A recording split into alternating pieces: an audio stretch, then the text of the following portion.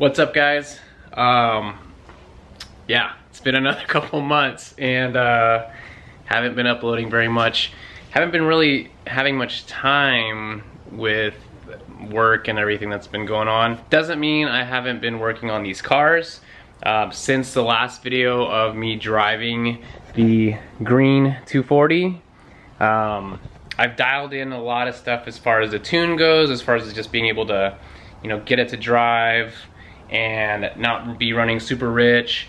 I had issues with my injectors and my timing and basically a bunch of weird things here and there, but I was able to sort those out enough where I can actually drive the car. I drove it to work the other day.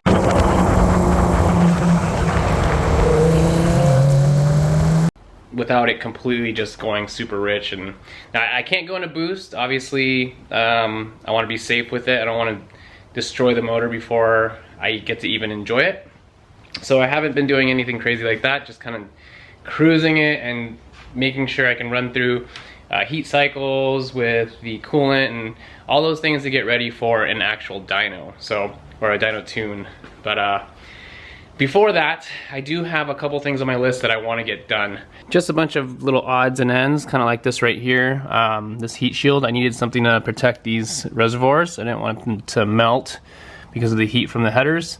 And so I just got this little thin material that's very easy to kind of like mold and bend, since it's just a weird, you know, spot with the way that my turbo sits and how close it is to everything here.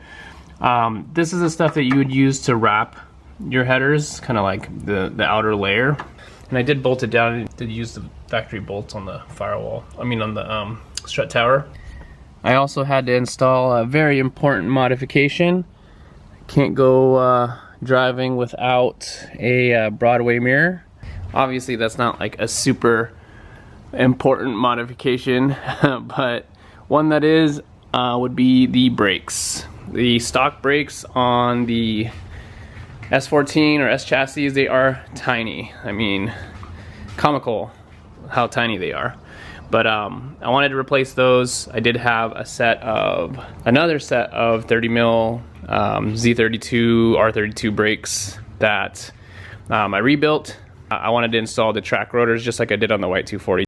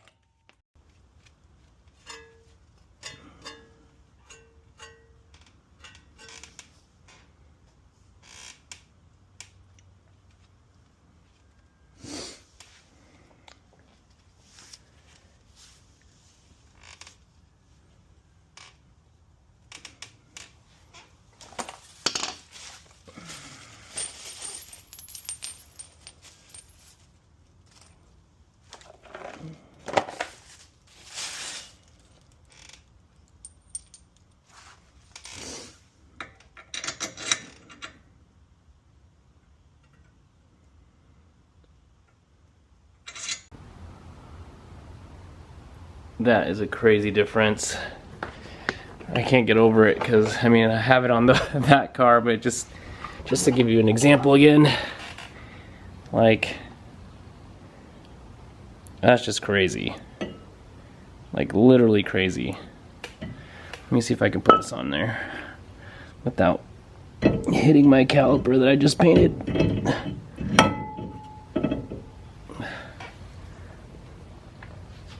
Yeah, even on camera, I mean, it's hard to like really get the perspective of how much larger, since this is kind of more forward.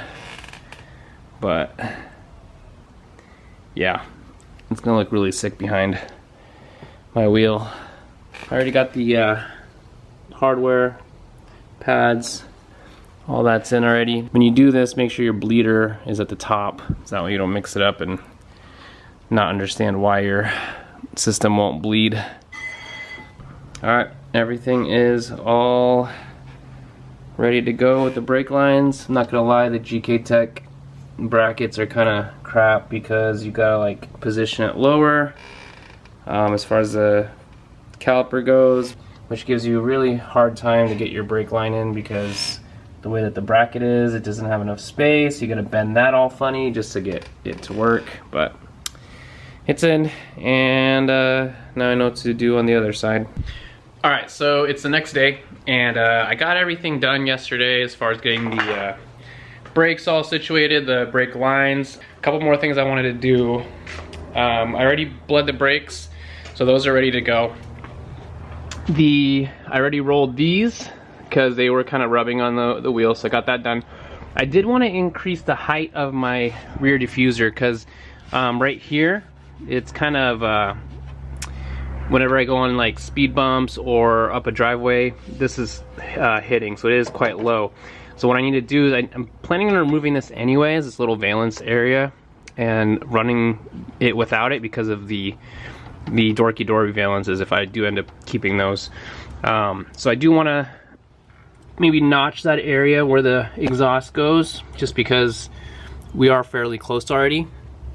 So I need to notch that and maybe increase about an inch or so right here and on this bracket that I made on both sides, so that way I can raise this up just a little bit. So with that and maybe test fitting, I gotta take these off and test fit the side skirts just because since it's up, why not? But yeah, once I get those two things done, we can drop her down and see how everything looks. I forgot to mention I did get new lug nuts and also some locks too. I'm not a huge fan of neochrome, but I mean it just matches my whole setup, and with the valve covers, so yeah, I think they look all right. We'll see when everything's on there. It does look a lot better too with that new axle bolt cover instead of it being that weird like bronze coppery looking faded one. So I'm gonna paint the one I took off and put it on the other 240. So I mocked up the side skirts, and to be honest, they don't fit horrible. I mean, just placing it on there, I might have to like shave a little bit here, even it out. Same thing right here, this needs to be pushed in, and then maybe extra layer of filler right there, or fiberglass right here to kind of make it contour with the body. Back here, same thing, some shaving, remove some of this thickness so it can mount a little bit flush, and then maybe grind some of this down so the panel's nice and flat. But as a test fit, it's not bad, and I do like the look of it because it is slightly more aggressive but than the Navan skirts, because it adds kind of like these little flare at the bottom, which kind of goes with the rest of the car. So I would have to do something with my front lip just because I don't like it when they don't line up. But besides that, I don't know, I might keep these because I did want a different look to the car than OEM, because OEM I could do this thing OEM plus all day long. This is something where I want it to be a little bit more out there. So I don't know, what do you guys think? Keep it OEM or throw these on, start body work, and make it look a little spicier.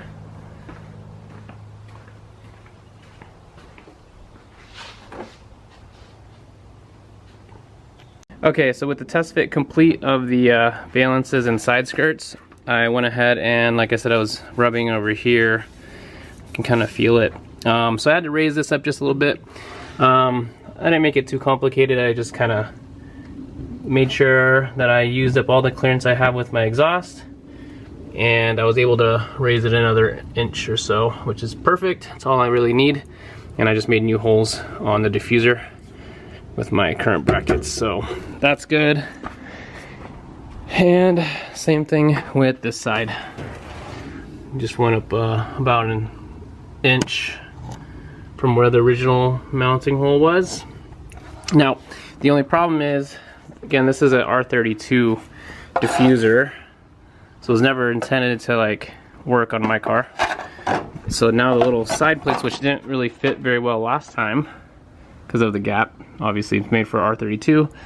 Now, if I were to put this on and use the existing holes down here, it's really far. So I don't think I'm gonna run this at all. It's kind of no point, because they, again, like I said, they didn't really fit well anyways. I was gonna modify them. But what I think I'm gonna do is get something for the sides, kind of like how I have on the white car, that kind of like bulge out over here.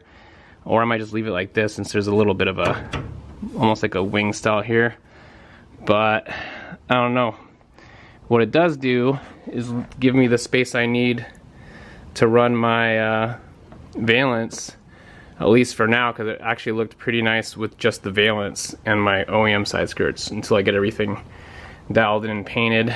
So I think I might leave it like this for now, and maybe even get like a can of a paint match and get the valance on first. Let's button this up. And oh, one more thing I wanted to do. I don't like this anodized color, so I think I'm gonna match with the high temp color that I have, but I can do that after the car's on the ground.